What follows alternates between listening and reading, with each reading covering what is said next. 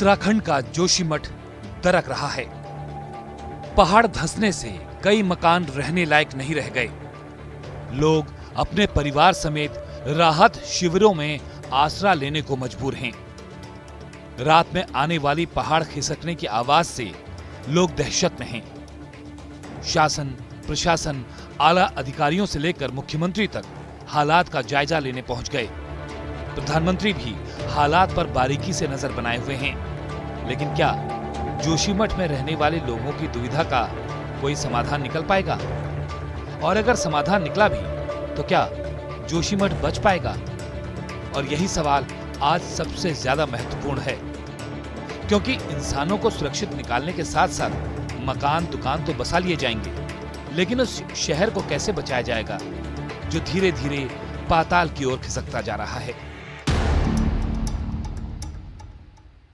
उत्तराखंड के लोगों के सामने ये पहली बार नहीं है कि उनकी आंखों के आगे ही उनका आशियाना, उनका घर-बार, उनका वो जगह जहां उनका बचपन बीता है, जहां तमाम यादें जुड़ी हुई हैं, उनकी आंखों से ओझल हो रहे हैं। आपको थोड़ा पीछे लिए चलते हैं, जब टिहरी का डैम बन रहा था उस वक्त भी पुरानी टिहरी की तमाम यादें, लोगों का घर-बार, लोगों का अस्तित्व पानी में समा गया था। लोगों को तो नई टिहरी में बसा दिया गया, लेकिन लोगों का जो जुड़ाव अपने उस इलाके, अपने क्षेत्र, अपने घर से रहा था, वो भी डैम के पानी के साथ ही समाहित हो गया। अब वैसे ही टिहरी जैसी मुसीबत जोशीमठ के लोगों पर भी आन पड़ी है, और जोशीमठ के लोगों को भी डर है कि उनकी जड़ें, उनका घर उनसे छिनता दिख रहा है।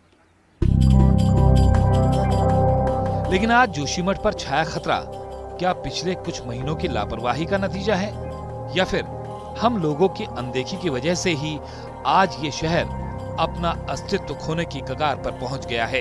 पुरानी रिपोर्ट पर नजर डालें तो जोशीमठ में जमीन धंसने का सिलसिला वर्षों पुराना है।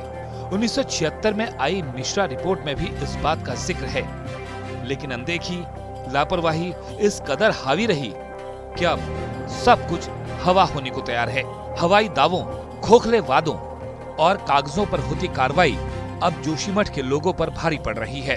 पुरानी रिपोर्ट में किए गए दावों पर नजर डालें तो साल 1976 में गढ़वाल के तत्कालीन कमिश्नर MC मिश्रा की अध्यक्षता में 18 सदस्यों की कमेटी गठित की गई।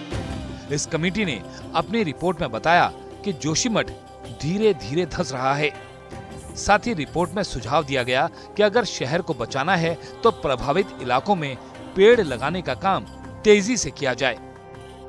लेकिन ये सुझाव, सवाल, संवाद संवेदनहीनता की भेंट चढ़ गए। न तो सुझाव पर अमल हो पाया और न ही शहर को बचाने के लिए जरूरी कदम उठाए गए। साल दर साल कंक्रीट के पहाड़ जोशीमठ की पहले से ही खोखली जमीन को और कुंद करते गए, और आज हालात आप सबके सामने हैं। जोशीमठ पर आपदा आन पड़ी है, जोशीमठ पर आफत टूट पड़ी है। जी हाँ, जोशीमठ इस वक्त कराह रहा है, क्योंकि यहाँ पर होटल, मकान, दुकान, सड़क, हर जगह सिर्फ दरारें ही दरारें हैं, दरारों से पटा हुआ है। दरअसल जोशीमठ हिमालय की गोद में बसा हुआ है और एक हिल स्टेशन के तौर पर पर्यटकों द्वारा इस्तेमाल किया जाता है।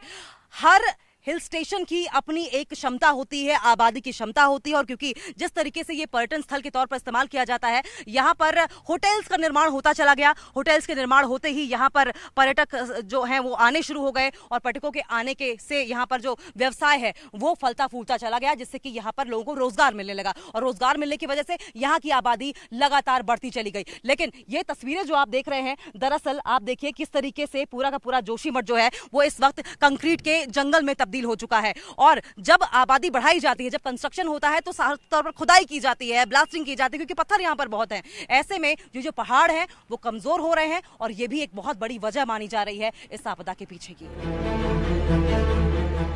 इस आपदा का दूसरा सबसे बड़ा कारण शहर की भौगोलिक स्थिति को माना जा रहा है। हजारों साल पहले पड़े दबाव के बीच में निकला मटेरियल जो मजबूत नहीं है, उस पर यह शहर बसा होने का दावा है। इसके साथ ही कंस्ट्रक्शन भी एक बड़ा कारण है। इसमें चाहे लोगों के घर हो, होटल हो या फिर जल विद्युत परियोजनाएं, सभी धीरे धीरे जोशीमठ के पहाड़ को कमजोर करते चले गए। वहीं बरसात का पानी भी जमीन में जाने से पहाड़ की नींव खोखली होती चली गई, क्योंकि जोशीमठ रॉ मटेरियल पर बसा शहर है।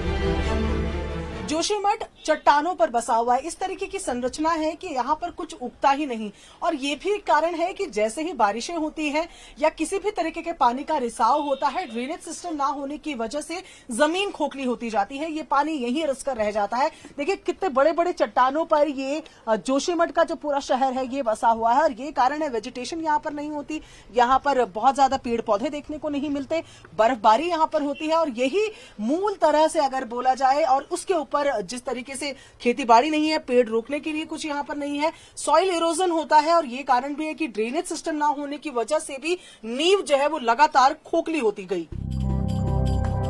इसके साथ सबसे बड़ा कारण लगातार पहाड़ों में आ रहे भूकंप भी हैं, क्योंकि ये मेन सेंट्रल थ्रस्ट के बीच का हिस्सा होने के कारण इसी जगह पर वैज्ञानिकों का रिसर्च सेंटर भी रहता है।